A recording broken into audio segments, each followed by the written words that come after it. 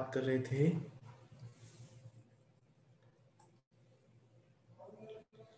हमारी बात चल रही थी एडीएच एंड एडीएच का मेन बताया था मैंने अभी कि एडीएच मेनली काम कहाँ पर कर रहा है, कलेक्टिंग डक्ट पे, एंड कलेक्टिंग डक्ट पे वर्क करके वाटर रीअब्जॉर्प्शन के लिए वर्क कर रहा है। बट आइदर डेफिशिएंसी हो या रेजिस्टेंस हो, आइदर डेफिशिएंसी और रेजिस्टेंस डेवलप हो, तो दोनों ही कंडीशंस में क्या डेवलप होने लगेंगे, मेन 3 सिम्टम डेवलप होते हैं। और वो 3 सिम्टम क्या है? Polyuria, then second symptom is decrease urinary osmolarity, and third one is increase serum osmolarity। और ये सारा का सारा drama known as DI, diabetes insipidus. Okay, तो ये ड्रामा किस तरीके से चलता है, अपन थोड़ा सा इसके रिसेप्टर के ऊपर जाएंगे तो चीजें समझ में आएंगी कि हमारा जो एडीएच है, ओके, तो एडीएच 2 रिसेप्टर रहते हैं। वो रहता है V1 रिसेप्टर एंड सेकंड रहता है हमारा V2 receptors. Okay, then V1 receptors कहां पे प्रेजेंट होता है? फर्स्ट हमारी ब्लड वेसल्स। कहां पे प्रेजेंट होता है? Blood vessels. ठीक है, अब ब्लड वेसल्स पे अगर एडीएच वर्क करेगा तो वो क्या करेगा? Vasoconstrictions. Okay, then second smooth muscles पे प्रेजेंट होती हैं V1 रिसेप्टर्स। तो जब भी एडीएच रिलीज होगा तो वो V1 रिसेप्टर से भी रिसीव होता है और ब्लड वेसल्स पे एंड स्मूथ मसल्स पे वर्क करेगा। एंड स्मूथ मसल्स पे वर्क करके क्या करेगा? इंटेस्टाइन में कॉन्ट्रैक्शन डेवलप करेगा। तो V2 रिसेप्टर कहाँ पे प्रेजेंट होता है? सबसे पहले अपना किडनी में कलेक्टिंग डक्ट पे, सबसे पहली चीज। ओके, जिसके ऊपर वर्क करने की नहीं करने की वजह से क्या डेवलप होता है? हमारा DI। ओके, और may be nocturnal enuresis. Okay, और V2 रिसेप्टर कहां पे प्रेजेंट हो सकता है? Vascular endothelium, vascular endothelium. Okay, तो हमारे को पता होना चाहिए V2 रिसेप्टर के बारे में। और कोई चीज पता हो या ना हो, V2 रिसेप्टर कहाँ पे प्रेजेंट होता है, तो हमारे को पता चल गया है कि हमारी कलेक्टिंग डक्ट पे कौन सा है? V2 रिसेप्टर है। ओके, अब आगे बढ़ने से पहले, मींस डायबिटीज इंसिपिडस स्टार्ट कराने से पहले आपको कुछ नॉर्मल वैल्यूज पता होनी चाहिए। और वो नॉर्मल वैल्यूज कौन कौन सी हैं? फर्स्ट हमारा सीरम ऑस्मोलरिटी की वैल्यू कितनी होती है? 275 टू 295, 275 to 295 मिली ऑस्मोल पर केजी।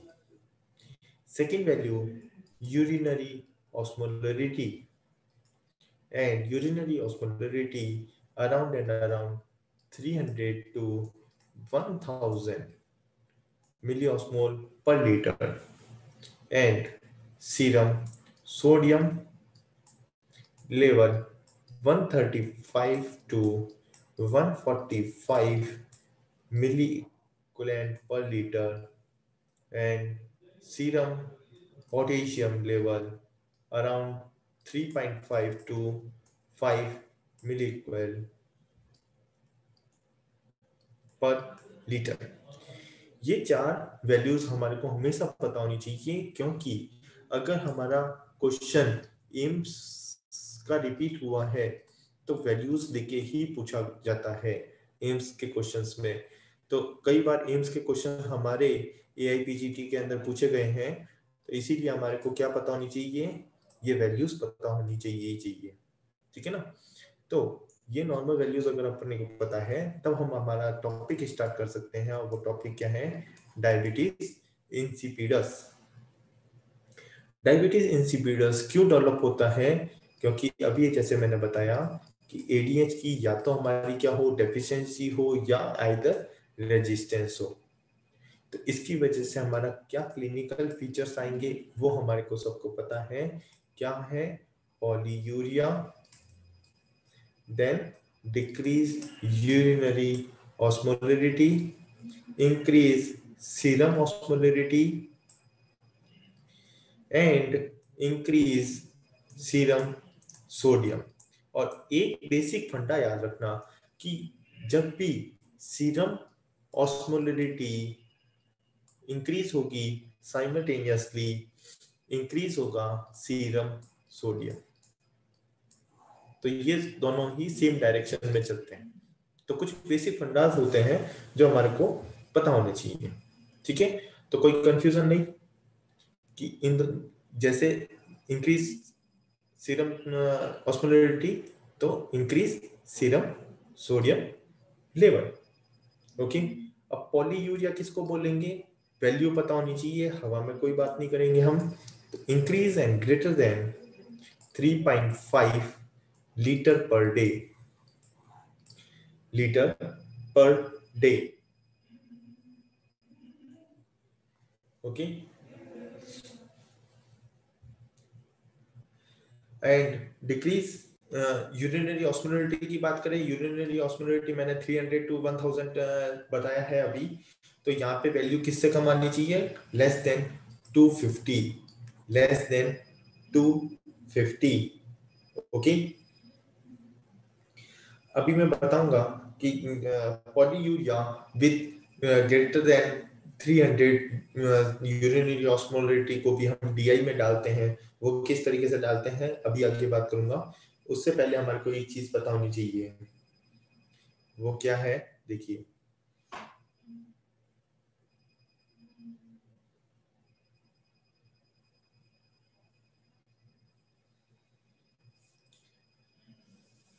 देखिए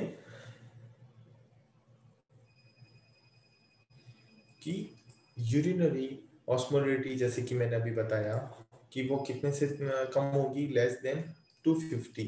तो लेस देन 250 अगर है तो हम पहली चीज क्या देखेंगे कि उसको डीआई तो नहीं है। तो अगर डीआई है तो हम उसके लिए क्या करेंगे? सबसे पहले एडीएच की, एडीएच की यहाँ पे डेफिशिएंसी है या यहाँ पे उसकी रेजिस्टेंस है।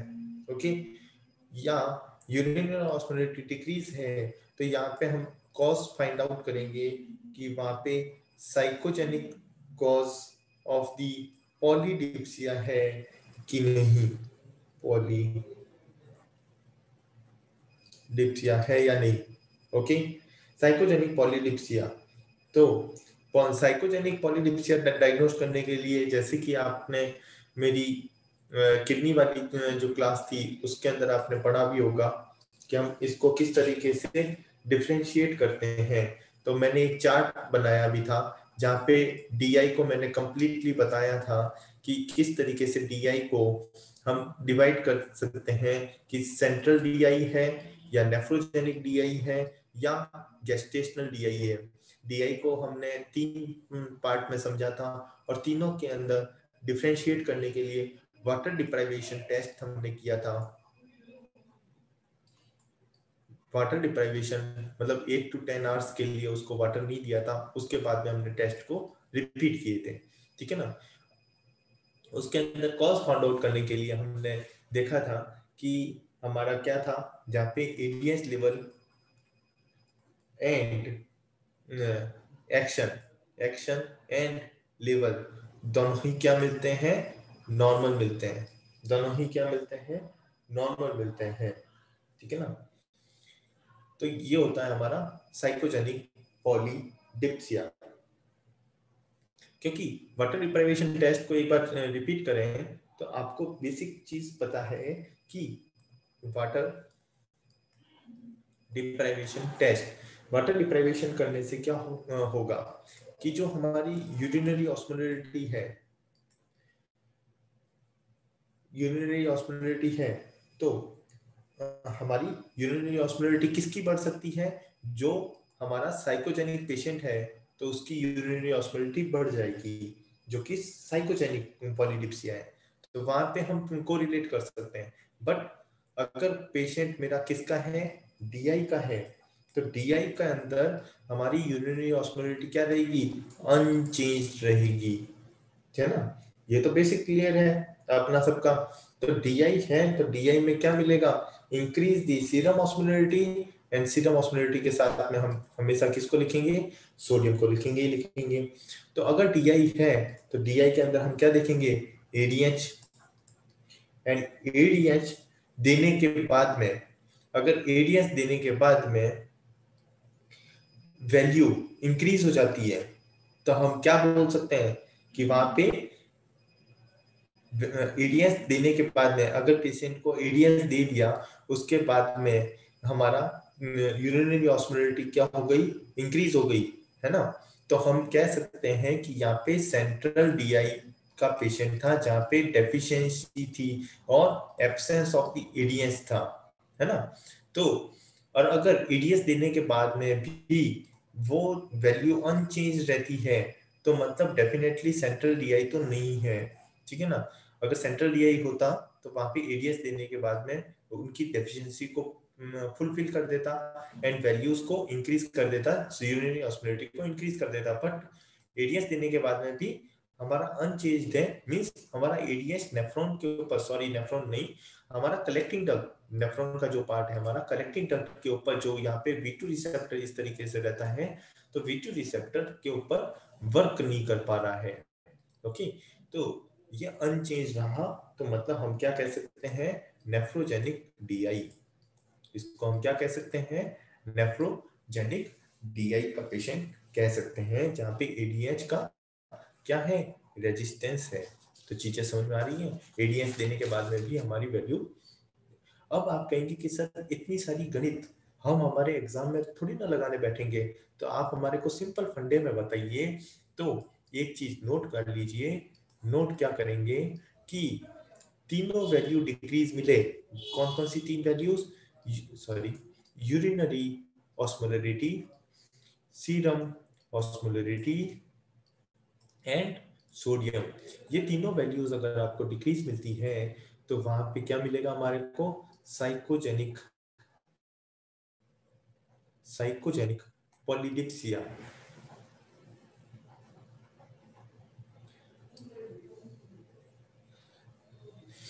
और मान लीजिए अगर डिक्रीज यूरिनरी ऑस्मोलरिटी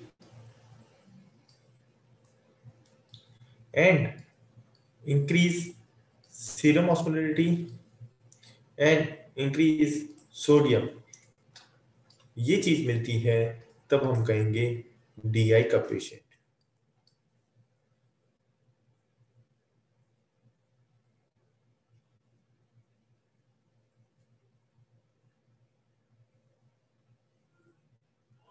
इसी तरीके से एक मैं आपको क्वेश्चन डाल देता हूं, क्वेश्चन इस तरीके से डालूंगा क्योंकि वो क्वेश्चन आया है हमारे एम्स में, तो एम्स एंड डीएनबी दोनों में ही आया था ये क्वेश्चन।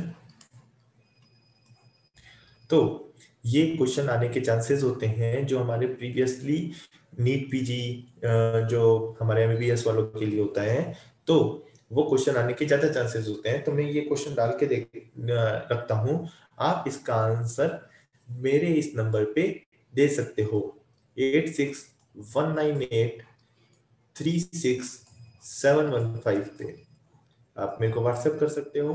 तो क्वेश्चन क्या है, choose the best lab value, समझने की भी कोशिश करना, choose the best lab value for central DI. अब ऑप्शंस ध्यान से देखना, ऑप्शन यहाँ पे लिखा हुआ है यूरिनरी ऑस्मोलरिटी एंड यहाँ पे लिखा हुआ है serum osmolarity. Okay, option A 50, 300, B 500, 260, option C 50 260, option D 500 and 100। Question लिख लेना, आंसर आपका वेटिंग पे रखेंगे, आप कल मॉर्निंग तक इसका आंसर कर सकते हो। ठीक है, अगर आपको बेसिक मेरा समझ में आया होगा तब आप इसका आंसर तुरंत कर सकते हो। ठीक है, मैं भी राइट डाउन किया होगा, तब हम आगे चल सकते हैं। और आगे हम चलते हैं सीडा पे। SIADH means syndrome of the inappropriate ADH।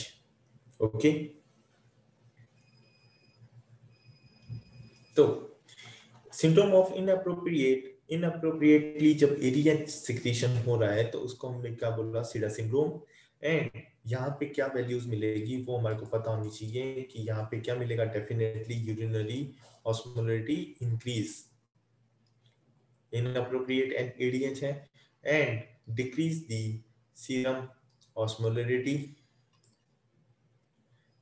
And जैसे मैंने एक चीज फंडा क्लियर कर रखा है, अगर डिक्रीज सीरम ऑस्मोलरिटी है तो definitely decrease serum sodium, decrease serum sodium. और एक चीज ध्यान रखना, अगर सीडा सिंड्रोम का मेन प्रेजेंटिंग सिम्टम या साइन पूछ लें तो आंसर क्या करोगे, decrease serum sodium. Most main presenting complain होती है ये, मेन प्रेजेंटिंग कंप्लेन है ये। Okay, decrease serum sodium. Okay, then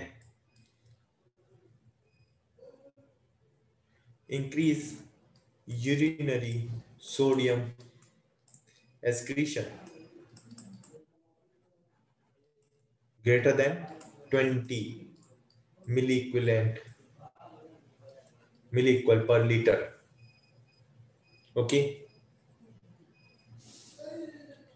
actual में होता क्या है, और एक चीज इसके साथ में सीडा सिंड्रोम में मेन चीज जो, ये तो वैल्यूज अपने को पता होनी चाहिए, साथ में दो चीजें आपको पता होनी चाहिए, और वो है सीरम पोटेशियम एंड बाइकार्बोनेट के लिए कि ये दोनों क्या होते हैं, डेफिनेटली नॉर्मल होते हैं। तो यहाँ पे क्या होता है, सोडियम बिल्कुल सॉरी सॉरी सॉरी पोटेशियम बिल्कुल नॉर्मल, बाइकार्बोनेट बिल्कुल नॉर्मल, मींस यहाँ पे क्या मिलेगा, big no for the no acidosis, no acido no acidosis and no alkalosis, no acidosis and no alkalosis।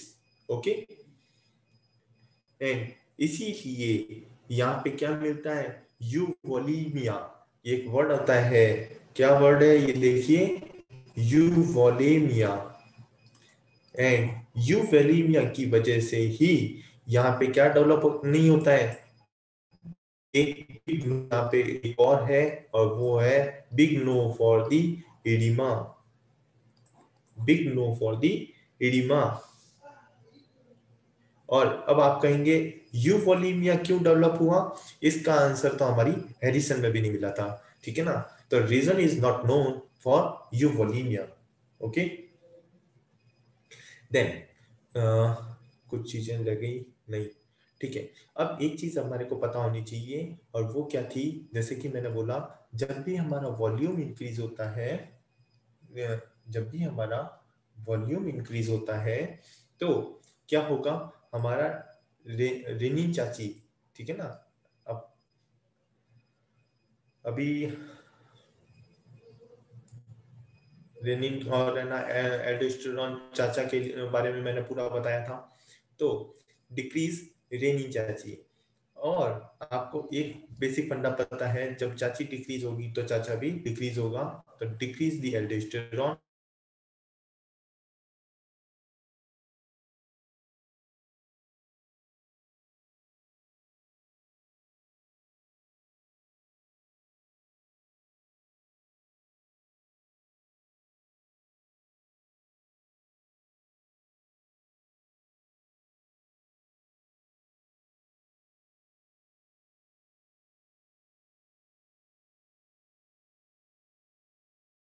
Dr. Nidesh, you are not audible.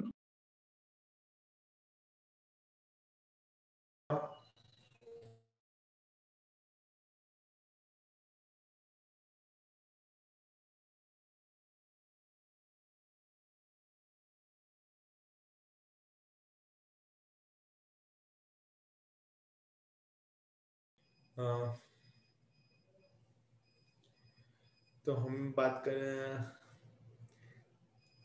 तो आपको चीज समझ में आ चुकी है। अब एक चीज आपको समझ में आनी चाहिए, किसकी? SIADS सीडा की, और वो है इन्वेस्टिगेशन। वो क्या है?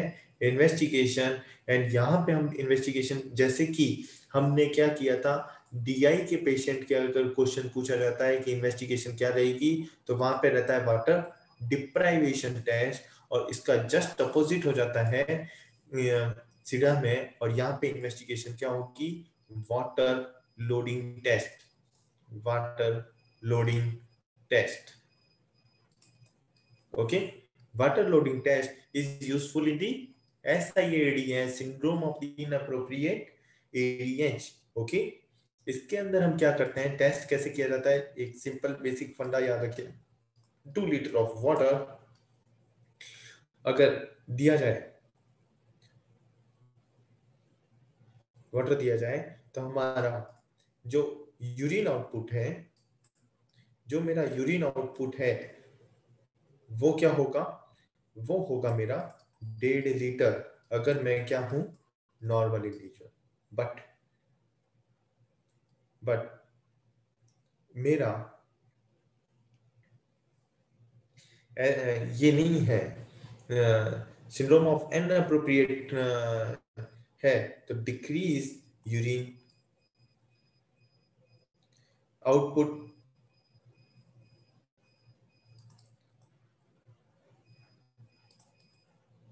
डिक्रीज यूरिन आउटपुट, इतना आउटपुट नहीं मिलेगा मेरे को।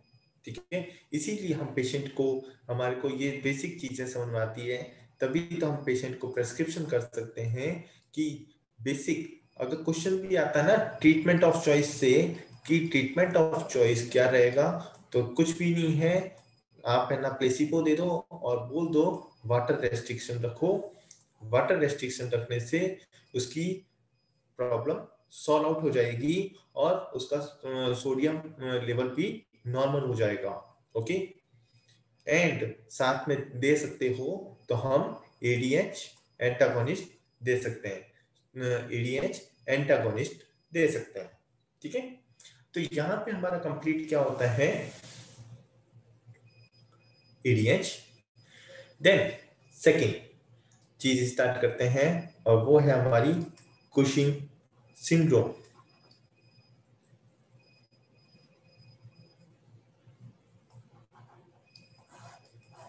Cushing syndrome. कुशिंग सिंड्रोम को समझने से पहले एक चीज, बेसिक चीजें समझ में आनी चाहिए, और वो क्या है? ये मेरी क्या है? Anterior pituitary. And anterior pituitary से आपको पता है क्या सिक्रीट करता है? ACTH। एंड ACTH किसके ऊपर वर्क कर रही है? एड्रिनल। एंड यहां से क्या रिलीज हुआ? हमारा कॉर्टिसोल। एंड कॉर्टिसोल ने क्या किया? अल्टीमेटली हमारा नेगेटिव फीडबैक दिया कि हमारा ACTH सिक्रीशन ना करो। तो ये क्या दिया? Negative feedback.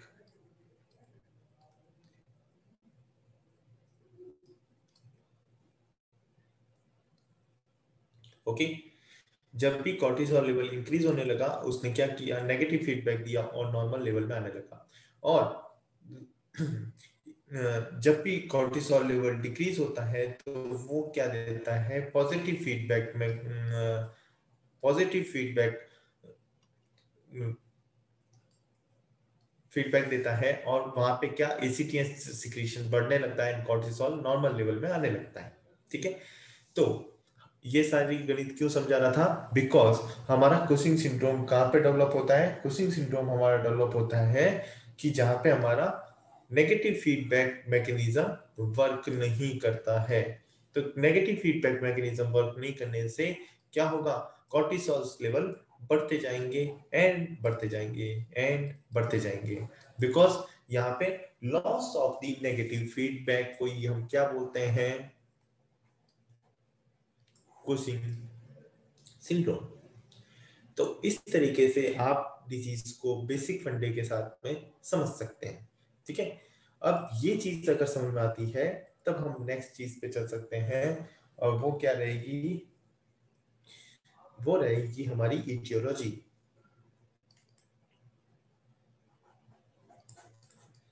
What are the etiological factor or most common cause of the Cushing syndrome? तो देखिए,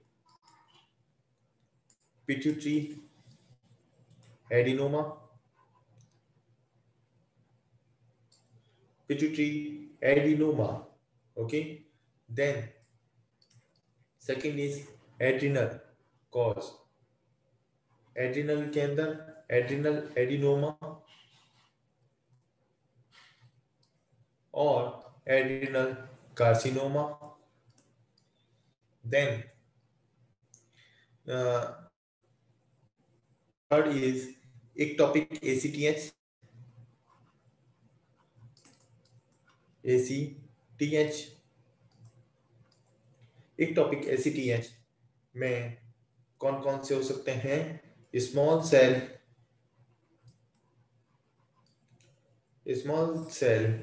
carcinoma of the lung, small cell carcinoma of the lung, then bronchial adenoma, bronchial adenoma, then third is pancreatic carcinoma,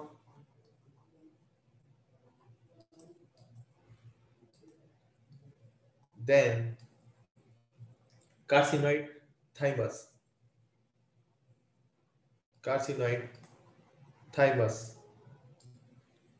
okay, and fourth one is iatrogenic,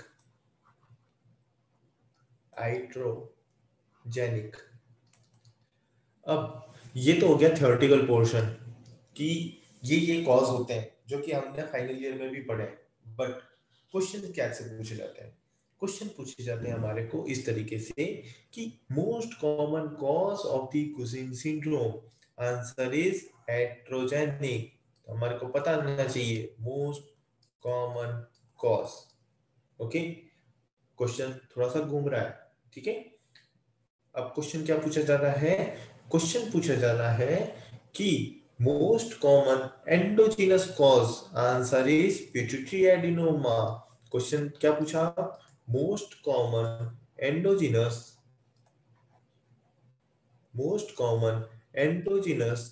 cause, answer is change pituitary adenoma. And इसको थोड़ा सा और abbreviate करके question कैसे पूछा जाता है, question पूछा जाता है most common cause of the Cushing disease. क्या पूछा जाता है, कुशिंग डिजीज।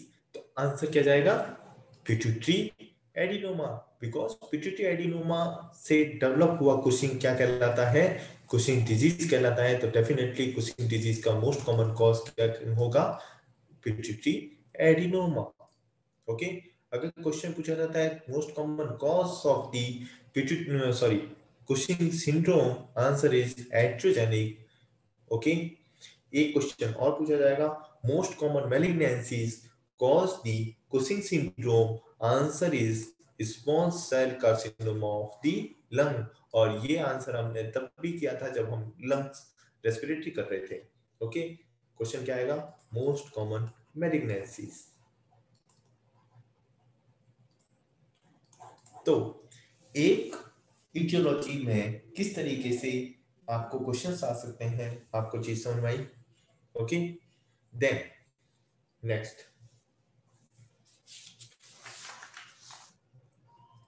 इसके क्लिनिकल फीचर्स को समझना बहुत जरूरी है, और समझने के लिए इसका बेसिक फंडा क्लियर होना चाहिए। क्लिनिकल फीचर्स कैसे चलते हैं, फर्स्ट इसमें क्या चलेगा हमारा, breakdown of the proteins,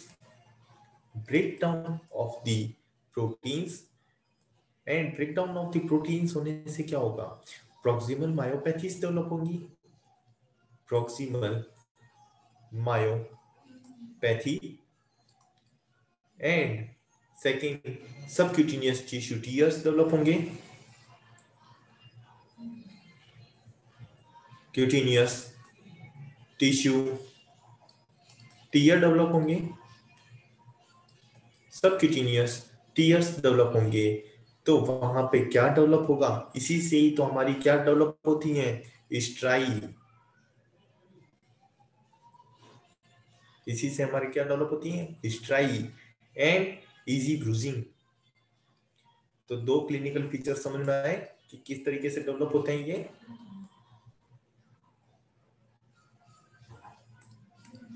okay, then protein के बाद में हम सेकंड पेज से लेते हैं, फैट। प्रोटीन का हुआ कंप्लीट, अब हम बात करेंगे फैट। एंड फैट से क्या डेवलप होता है हमारा, डेफिनेटली वेट गेन। ओके, और फैट से क्या डेवलप होगा, सेंट्रीपिटल ओबेसिटी।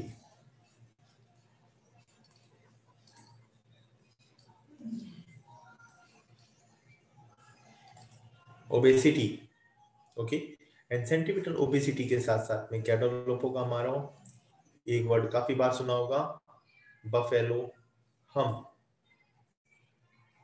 और ये बेसिक चीजें तो हमारे को कभी नहीं भूलनी है कि किसका क्लिनिकल फीचर्स है बफेलो हम, और ये तो बहुत बेसिक क्वेश्चन है। मून लाइक फेस, ये चांद रोशन चेहरा।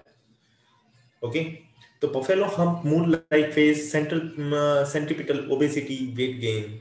ओके, तो अब ये तो हुआ जो आप हमारे अपने खुद के लेवल पे पढ़ सकते हो। होमियो एकेडमी वाइज आप देखिए किस तरीके से क्वेश्चन आता है। क्वेश्चन ये पूछा जाता है, most common presentation,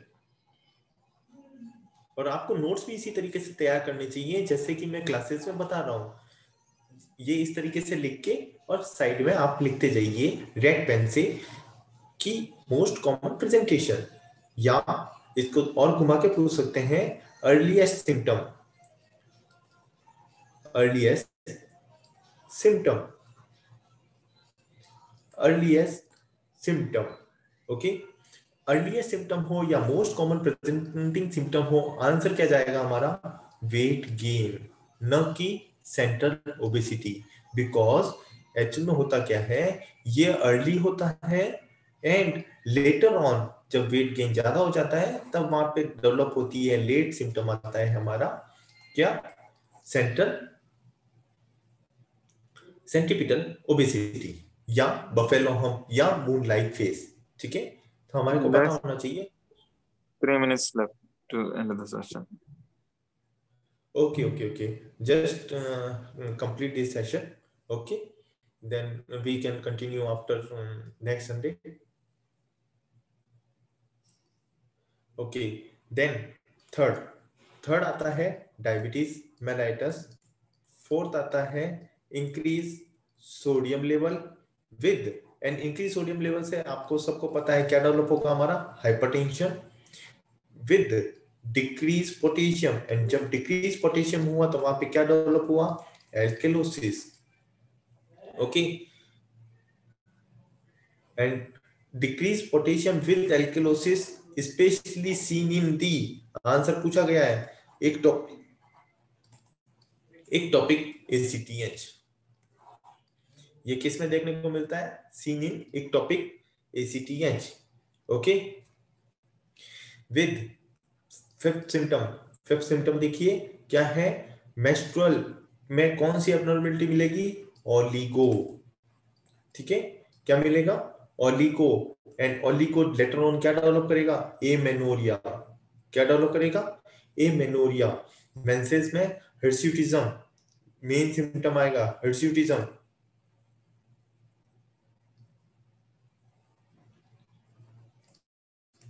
hirsutism. Okay, then CNS symptoms की बात करें तो CNS सिम्टम्स में क्या रहेगा? Increase the appetite and decrease the sleep.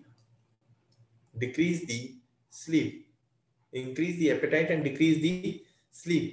Okay.